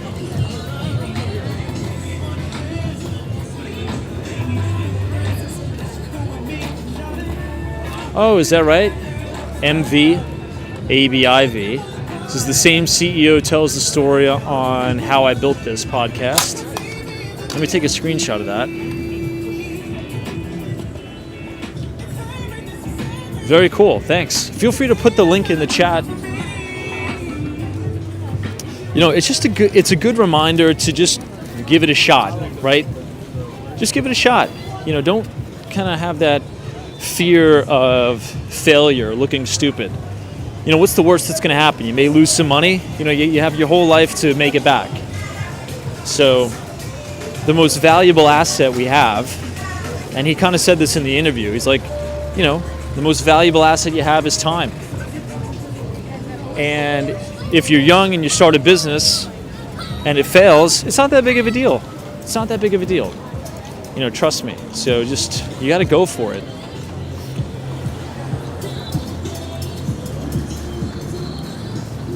And don't feel, don't worry about looking stupid in front of your friends or your colleagues or something like that, because at the end of the day, no one's really thinking about you as much as you think, right? It's kind of like, I think in psychology, it's called the spotlight theory or spotlight syndrome.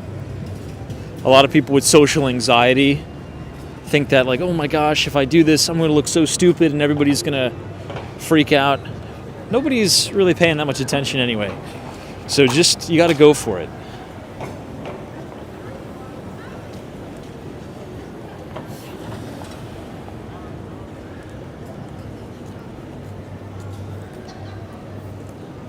Here's the NASDAQ.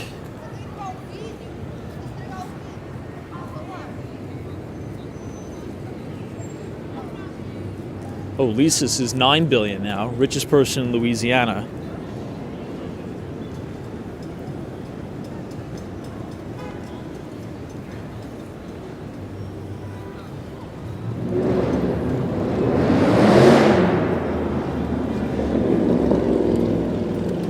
John G says conditioning, it's hard to shake. Mike C says nobody's paying attention. Perfectly put.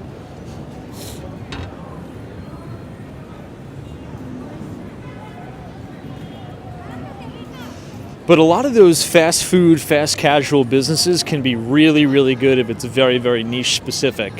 I mean, think about Wingstop. One of my biggest winners, stock-wise, this year, 2024. I don't have a position in it anymore, but has been Wingstop, ticker symbol WING. Wingstop is an unbelievable business, right? And why? What are the characteristics of it? Right, if you've ever joined the stream when we were talking about these fast casual, quick service restaurant businesses, they have to have a few things. A simplistic menu, okay, you can't walk in there and be confused by 50 million different menu items. Fairly cheap pricing, and you have to have pricing power. Wingstop is chicken wings, right? You go in there, you order chicken wings. A lot of people like chicken wings, right? Simplistic menu, and the last but not least is scalability. You have to be able to have a massive, massive scale, and Wingstop is like a franchisee model, and they do really, really well. Chipotle has really mastered that, I should say, category, fast casual, CMG, ticker symbol, Ackman, Pershing Square has quite a big position in that.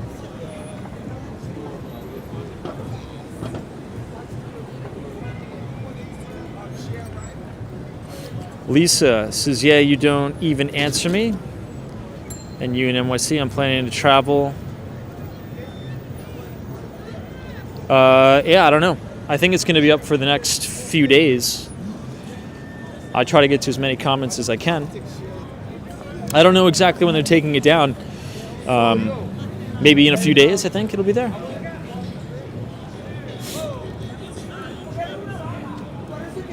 Al Baker, that was another massive winner. Kava, ticker symbol CAVA. I initiated coverage on that stock a while back. I published a bull thesis about a year ago on that. That was a really good winner. That, again, that's the formula for those businesses. Simplistic menu, right? Not a confusing menu. Pricing power and scalability. That's the problem with Starbucks right now. They don't have a simplistic menu. I mean, we could have a 5-hour conversation on why Starbucks kind of went in the tank. But that's one of the main ones, is it doesn't have a simplistic menu. It's so confusing.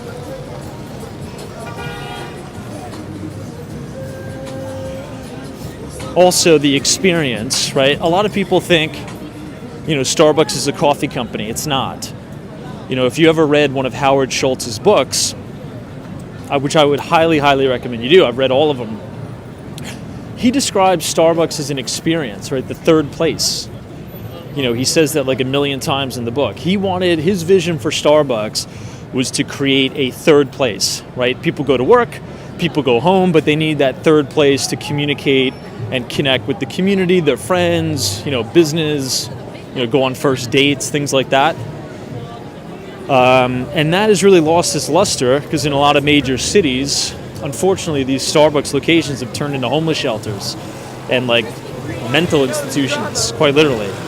So the good news is they have a new CEO, which was the former CEO of Chipotle. And I think he's going to turn that company around, to be honest. To be frank.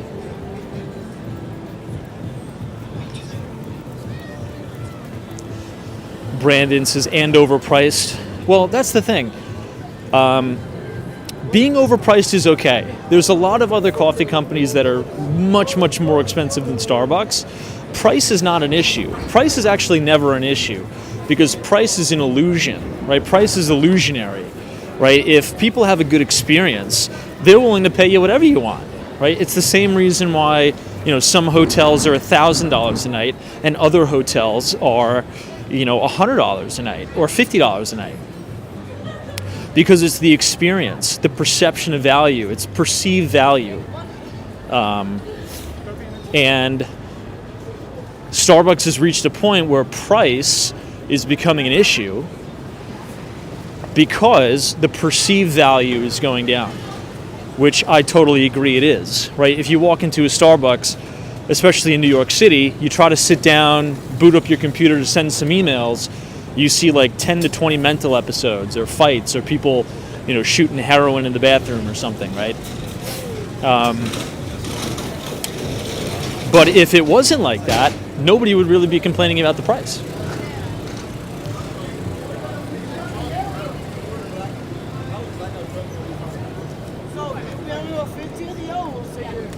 It doesn't matter. Is it 50? No, estamos en 40.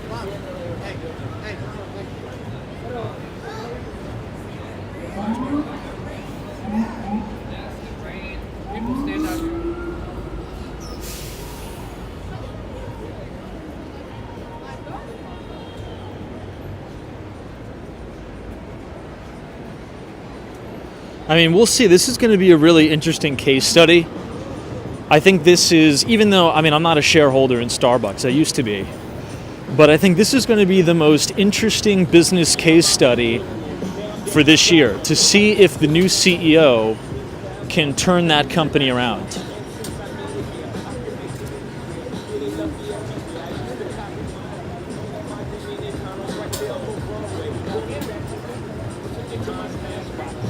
Caleb, that's a good point. Maybe the interior design is an issue too. Well, Starbucks has made a mistake, I believe, and kind of deviated from the true founding principles, the core values of the company. Right? I would even argue that I know probably the core principles and the core founding values of Starbucks better than some of their marketing heads. Right? Mainly because back in college I covered the stock extensively. But they've made a real focus on to-go stores, right? So even in New York City now, you have a Starbucks, you just walk in, there's no place to sit, you just get it to go. And that's a failing business strategy in a city like New York because there's better coffee at like the boutique coffee shops. So I would much rather go and spend even more money at like a boutique coffee shop, like a Watch House or something like that, just because I can't sit down and do work or hang out over there.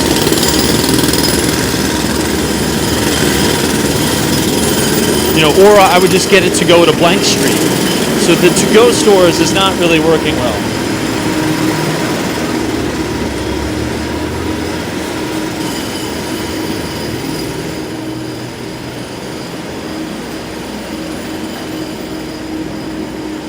There's a really good Singaporean place here.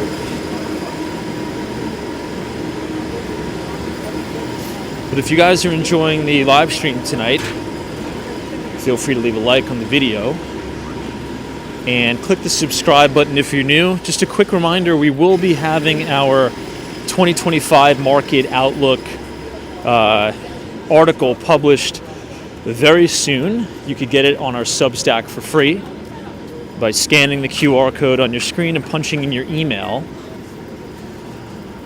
We will publish it on our Substack, the Behind the Street newsletter.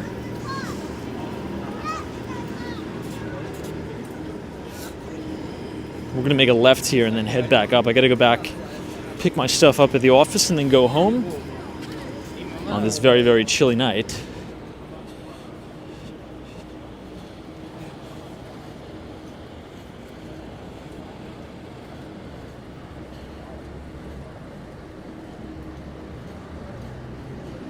Ooh, we've already been on for 2 hours. Anyway, I think we'll end it here, actually. So everybody, Happy New Year. God bless all of you. And we'll see you back here tomorrow, right at 8:45. If you're new here, we do these streams every day, right around 8:45 p.m. If you'd like to join us again tomorrow, please do. But until then, we'll see you tomorrow. Feel free to like, subscribe, and thank you so much, Caleb, Al Baker, all of our moderators, Yogi, Jack Jackson, appreciate it, Professor Dario, Mike C, Hank P, New England Crypto, appreciate it, Check the Logic, Daily Walker, Mohammed, Connie Ruiz, TD, Austin City Limits, D, Mohammed, Sally, Jules, Chloe. We'll see you guys tomorrow.